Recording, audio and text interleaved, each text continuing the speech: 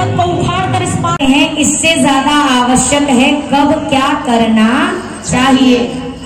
सही बात है कि नहीं है? अब मान लीजिए जैसे किसी की अंतिम विदाई हो रही हो, अब आप इतने सक्षम हैं कि आप बढ़िया डीजे बुक कर सकते हैं जिसमें गाना बज रहा हो आज मेरे यार की, और ले जाके बजा दो तो इतनी बढ़िया आपकी धुलाई होगी। आप सक्षम हैं, महत्व ये नहीं है कब क्या करना है, इस बात का होश रखा जाए। हनुमान जी ज्ञानी नामक ग्रगण्यम होते हुए भी जामवंत जी से करें आप बताओ क्या करना है, आप आज्ञा करिए।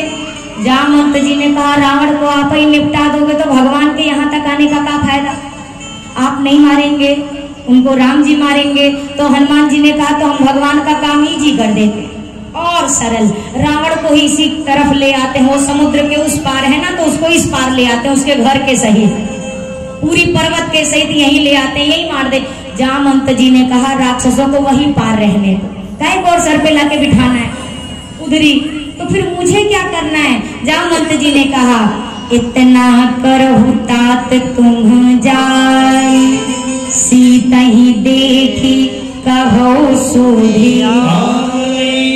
बस महाराज इतना ही करना, जाइएगा काम करिएगा और वापस आ जाइएगा, इससे ज्यादा कुछ नहीं। जीवन में अपने से बड़ों से सलाह लेने का स्वभाव बनाइए।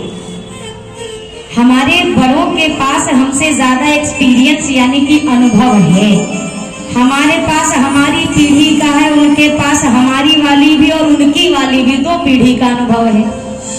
आप दर्शन करिए मानस में ही वृद्धों की कितनी महिमा बताई गई है। दशरथ जी महाराज सदैव सुमंत जी से सलाह करते थे, हनुमान जी जामवंत जी से सलाह ले रहे हैं। रावण के पास माल्यवंत था पर माल्यवंत थे पर रावण ने कभी माल्यवंत की बात नहीं मानी, तो हुआ का एक लखपूत सवा लखनाती तही के घर में दिया ना बाती। परामर्श वृद्धों की बड़ी महिमा है भैया। एक बार एक बुजुर्ग ट्रेन से सफर कर रहे थे, उसी बोगी में 2-4 युवक बैठे थे, 4-5। अब पांचों के मन में कहते ना खाली दिमाग शैतान का घर। अब इनको खुरापात सूझी।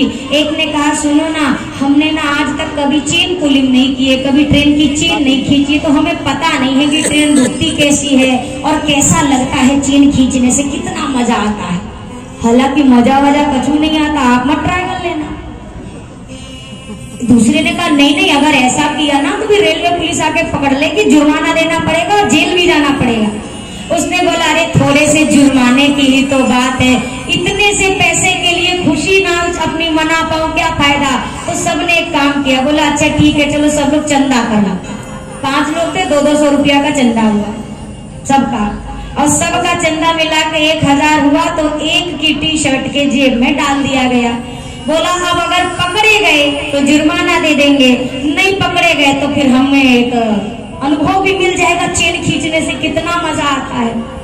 तब तक एक दूसरे ने कहा सुनो, चेन भी खींचेंगे, आनंद भी लेंगे और जुर्माना भी नहीं भरना पड़ेगा। बोला वो कैसे? बोला चेन खींचेंगे हम और नाम लगाएंगे बाबा जी का, हम 5, ये अकेले बाबा जी की गवाही कौन मानेगा। बोला हाँ ये तो बढ़िया उपाय है। और बाबा जी ने सुन लिया। बाबा जी ने कहा निकम्मो, हमने तुम्हारा क्या बिगाड़ा है, पर बोले तो बोले क्या, ये 5 हैं वो अकेले और वृद्ध। अच्छा इनने चेन पुलिंग की और बस व्यवस्था अनुसार पुलिस आई, किसने खींची। तब तक 5 ने एक सुर में कह दिया इसने खींची। अब जब बाबा पे 5 जन ने उंगली उठा दी तो बाबा बोले तो बोले। तब तक पुलिस, क्या बाबा इस उम्र में ये सब काम करते हो अच्छा लगता है क्या? ये कोई चीज है? रेलवे की संपत्ति है, सरकार की संपत्ति है, ये कोई खेलने की चीज है?